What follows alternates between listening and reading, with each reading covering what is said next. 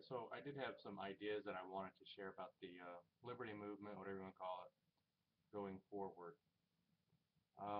I, over the last few weeks, I've had an idea that I think could really work. Of course, that's if you could do it. I don't know how familiar with any of you are with the NRA, but I really think that the NRA represents the kind of organization that I think the liberty movement needs. In other words, the National Rifle Association, of course, focuses on defending our right to bear arms. But what we really need is maybe an American Liberty Defense Organization or Defense of American Freedoms Organization. We need we need our NRA. We need our AIPAC. Hell, Israel has an AIPAC. What do we have? The Campaign for Liberty. That's that's not enough. Um, and one thing I really I've got a fly bugging me because you can't see him. It's really I beat the shit out of him in midair. Um, why is he over here? It's dark. Anyway, I'm gonna calm down. In the 90s, like late 90s, towards Clinton's last term, I believe it was. I don't remember exactly when this was, a long time ago. The NRA would run these, I guess you could call them, I don't know what they were. They were basically all day on the weekends, like during the daytime. They would be on Saturday, maybe Sunday, I can't remember. I know they were on Saturday, on like ABC, um, sometimes CBS. I don't remember if it was all the networks. I know it was on ABC from what I remember. And it was wall to wall of NRA promotion for people to join the NRA, which it was like $100 a year or something to join, or I don't remember. I'm throwing out a number. Um, and I do remember that when they did this, basically on TV they would roll the same footage over and over again. It was maybe an hour's worth of footage, but it would just repeat back to back to back. And they did this at a time because they were like worried that Clinton was going to come take their guns, which of course we're seeing a redux of that now with Obama. But I do remember that it helped them grow their rolls, their memberships tremendously. And I was thinking that the NRA really is just one aspect of the kind of thing that we could do. The Liberty Movement could put together about, hopefully, about 5 hours on multiple Saturdays of, and keep in mind, this is not stuff that the Liberty Movement has speakers, has opinions that most of the mainstream of Americans aren't completely familiar with. In other words, if they were to hear Peter Schiff or Tom Woods, it would ignite something in them because they haven't heard it from, the other party hacks. And it's not party politics. It's the ultimate defense of our liberties. It's a chance to educate people, but there has to be a strenuous call to action. There has to be they need to put money down on their freedoms so that we can then push the message further, so that we can have power. We can have a certain number of Americans.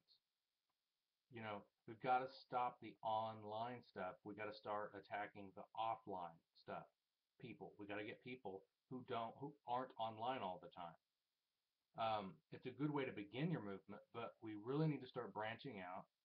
Um, I guess basically what I'm suggesting we do is we find out how much it would cost for a full day's infomercial on like ABC, CBS, any of the major networks on like a Saturday when there's no sports or there's not any sports on those networks, so you're not competing against sports. And then try to reach that goal and purchase time. Of course, you have to put together, which really, with the Liberty stuff, I mean, we've got YouTube videos we could just put on there. It doesn't have to be anything grand, really.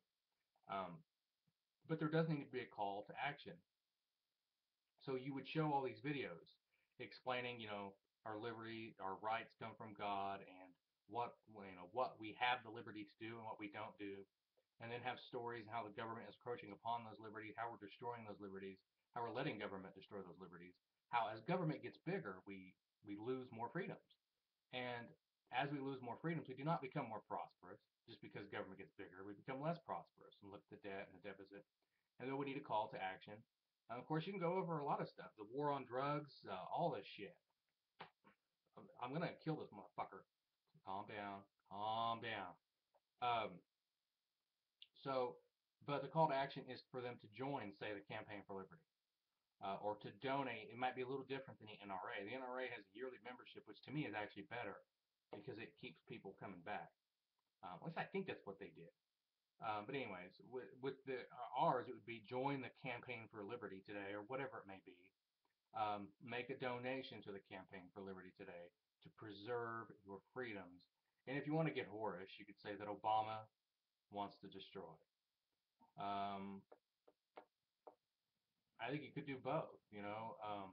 Have one that's geared more towards anti-Obama, and then one that's geared more towards anti-Romney. I don't give a fuck. Take part both of them, but then use it to grow the movement. Now, what I'm getting at here is, let's say you do your first one and it costs $5 million to run. I have no idea how much it would cost. Uh, but let's say, if you're reaching millions of people, and these are people who probably haven't heard your message before, and so you could pull in a lot of money, and then you could run more. And then more importantly, though, you're growing your members, you're growing your base of support. And what the Campaign for Liberty does going forward is it's much more powerful and aggressive in backing other liberty candidates. And when I say liberty candidates, what I'm referring to is people who, main thing is probably going to be like understand states' rights, proper interpretation of the Declaration of War through the Congress, limited government. Me personally, I don't think we need to make drug legalization or a prerequisite to get into our liberty movement. I think we need to kind of not forget it. That's something I agree with, and I will support those candidates who voice that opinion. But I don't think it's something you should stop people from, like, oh, I'm not going to vote for him. He does support legalization of prostitution.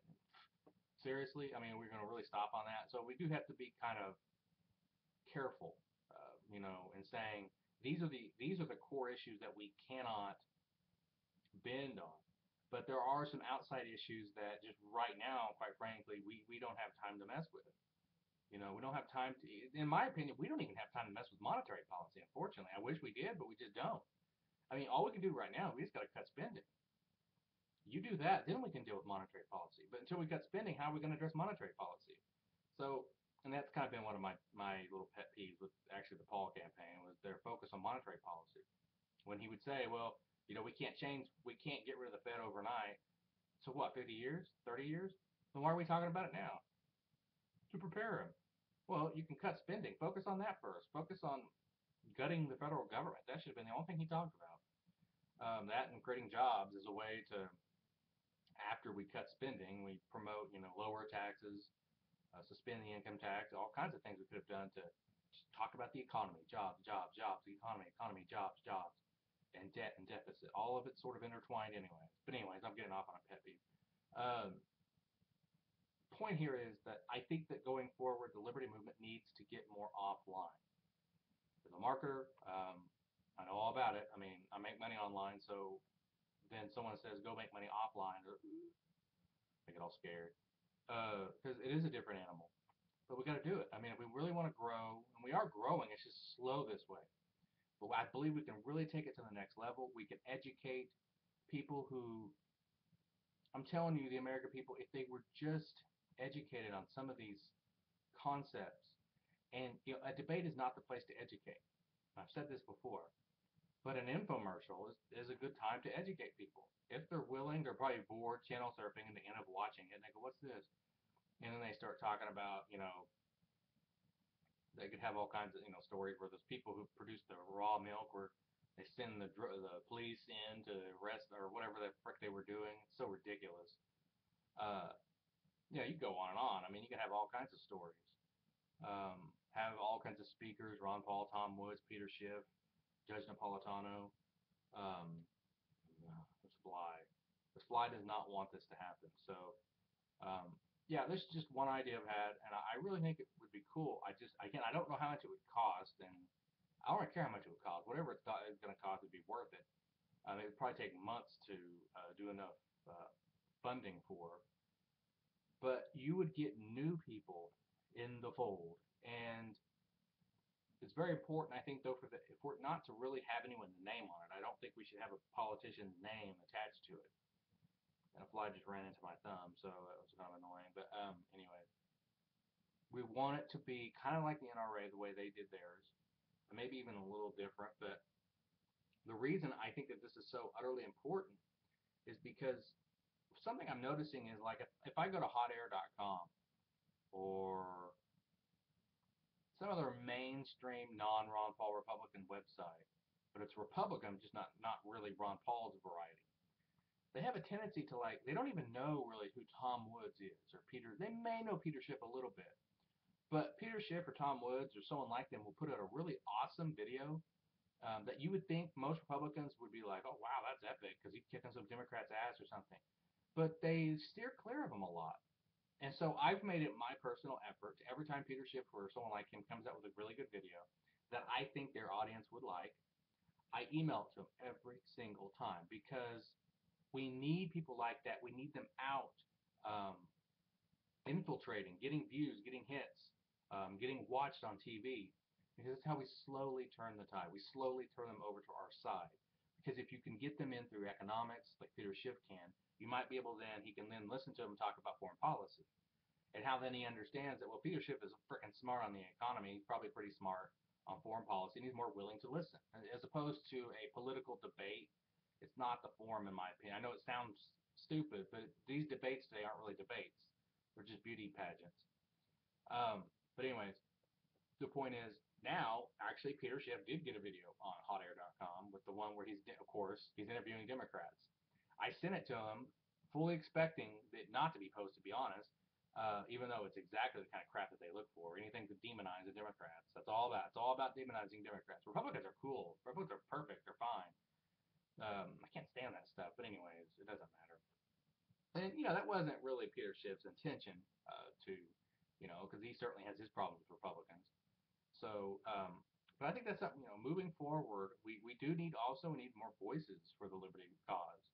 Um, I would count myself in that, but I curse too much, I get too mad, I got flies swarming. I mean, it's not really professional, I mean, I can do my little videos here, but it's not like I'm ever going to be in the studio wearing a fucking suit I mean, that's just not me. It's not going to happen. I haven't shaved in days, and I don't give a shit. I'm not going to shave in another 4 or 5 days. I work from home. I don't give a crap. So that's pretty much it. I'd be curious to hear your opinion on it, only if you agree with me. If you don't agree with me, I want to hear your bullshit. I'm just kidding. But, I mean, outside of that, right now we're kind of a holding pattern. We have a lot of Ron Paulians who won't let you vote for Gary Johnson. They think you should just, I guess, just sit here and jack off. Or I don't know. I don't know what they think you should do. But hell, I'm in Oklahoma. I probably won't get to vote for Gary Johnson. So I could sit here, oh, Gary Johnson, Gary Johnson. My own fucking state won't let me vote for who I want to vote for. See, right there. I can't. I have to cuss. I have to let it out because, I mean, where else am I going to let it out? At Arby's? Yeah, I'll take the chicken cordon bleu. Fuck. This government fucking sucks. Yeah, right on. Sir, you're going to have to leave. I mean, I'm not leaving until I get my curly fries, okay? I mean, that's just the way it is. So, totally forgot what I was talking about, but it doesn't really matter. So let me know what you think. I hope going forward we've got to grow this movement. We've got to do it by sparking intellectual curiosity amongst the peoples who don't know about us and what we stand for, which is probably most Americans. They kind of have a little idea who Ron Paul is, but and Ron Paul has said this himself, it's bigger than Ron Paul. We've got to grow this movement beyond him. And if we want to do that, we're going to have to make room for people. We're going to have to, really the funny thing is this movement, it's basically republicanism, by and large, from the 1990s under Clinton. Because under Clinton, the Republicans were against nation building and policing the world. They were against deficit spending in theory. Now, I will agree they didn't always live up to their hype, but that's always been the case. And so we want more constitutionalists.